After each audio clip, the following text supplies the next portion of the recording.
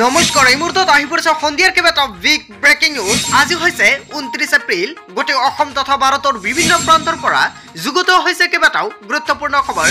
এনেবোৰ খবৰ নিতেও পাই থাকিবলৈ চেনেলটি সাবস্ক্ৰাইব কৰি ভিডিঅ'টো এটা লাইক কৰিবলৈ নাপাহৰিব। আজিৰ আমাৰ প্ৰথম ৰকমেৰ গুৰুত্বপূৰ্ণ খবৰ হৈছে অসমবাসীৰ বাবে এটা ডাঙৰ খবৰ। মেট্ৰিক পৰীক্ষাক লৈ সেবাৰ ডাঙৰ ঘোষণা। 2025 বৰ্ষৰ পৰা সলনি হ'ব কেইবাটাও নতুন নিয়ম। ৰাজ্যৰ লাখ লাখ শিক্ষাৰ্থী অভিভাৱকৰ বাবে এটা ডাঙৰ খবৰ। নতুন নিয়মেৰে অনুষ্ঠিত হ'ব মেট্ৰিক পৰীক্ষা। লগতে মেট্ৰিকৰ OMR চিটত থাকিব 4টা সেট।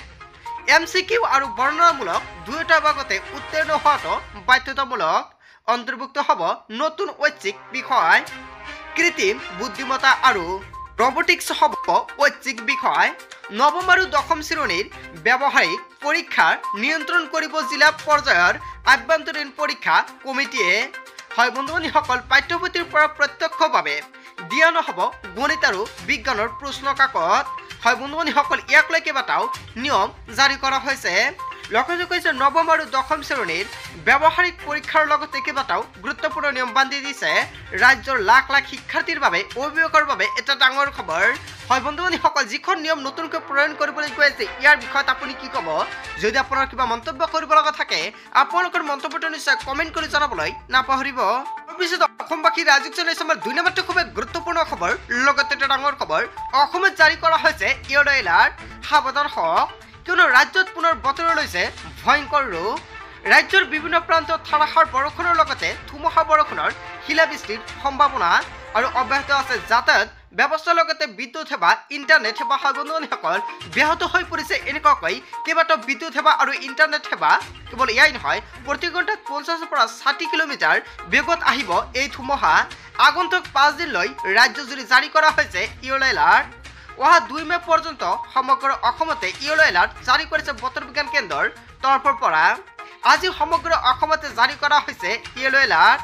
বাক্সা, বৰপেটা, বঙাইগাঁও, কাছাৰ, চৰাইদেউ, চিৰাং, দৰং, ধেমাজি, ধুবুৰী, ডিব্ৰুগড় লগতে ডিমা হাছাও, গোৱালপাৰাত য়েলো এলাৰ্ট জাৰি কৰা হৈছে।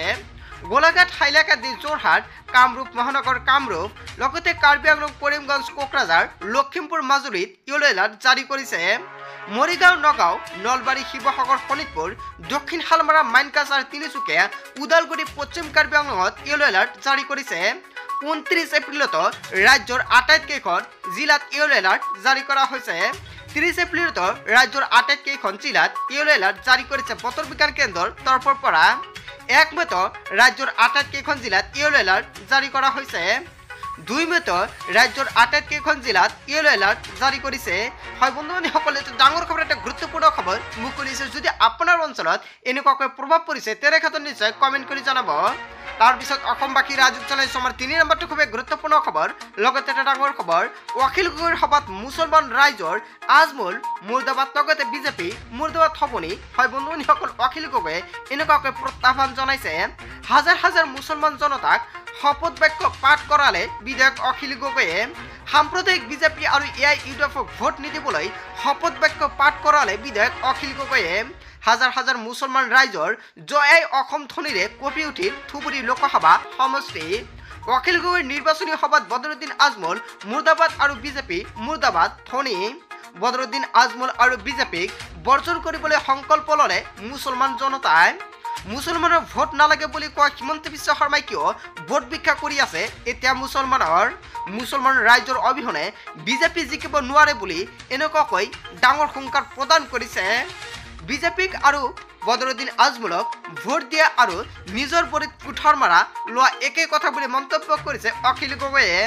হাজাৰ হাজাৰ মুছলমান ৰাইজৰ জয় অসম ধ্বনিৰে কঁপি উঠিছে ধুবুৰী লোকসভা সমষ্টি। হয় বন্ধুসকল, এটা ডাঙৰ খবৰ, এটা গুৰুত্বপূৰ্ণ খবৰ মুকলি আহিছে।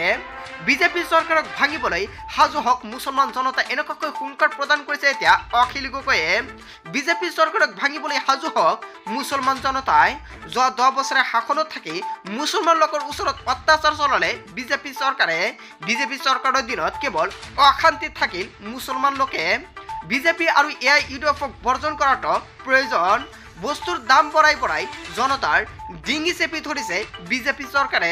অসমৰ মুছলমান সমাজৰ আটাইতকৈ ডাঙৰ গাদ্দাৰজনৰ নাম হৈছে মৌলানা বদৰুদ্দিন আজমল। আজমল ধুবুৰীৰ সাংসদ, কিন্তু কাম কৰে হোজাৰ।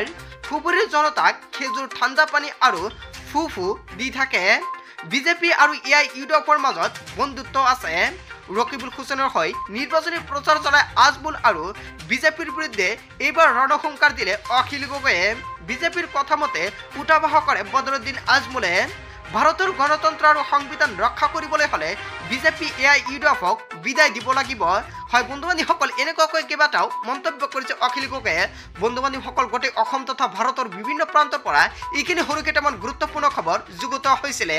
ভিডিঅ'টি ভাল লাগিলে লাইক, কমেণ্ট, শ্বেয়াৰ কৰিব আৰু যদি এতিয়ালৈকে চেনেলটি ছাবস্ক্ৰাইব কৰা নাই তেন্তে এনেকুৱাকৈ নতুন নতুন ইনফৰ্মেটিভ তথা হেল্পফুল ভিডিঅ' পাবলৈ হ'লে চেনেলটি ছাবস্ক্ৰাইব কৰিবলৈ নাপাহৰিব। চ' থেংক ইউ ফৰ ৱাচিং ফুল ভিডিঅ'।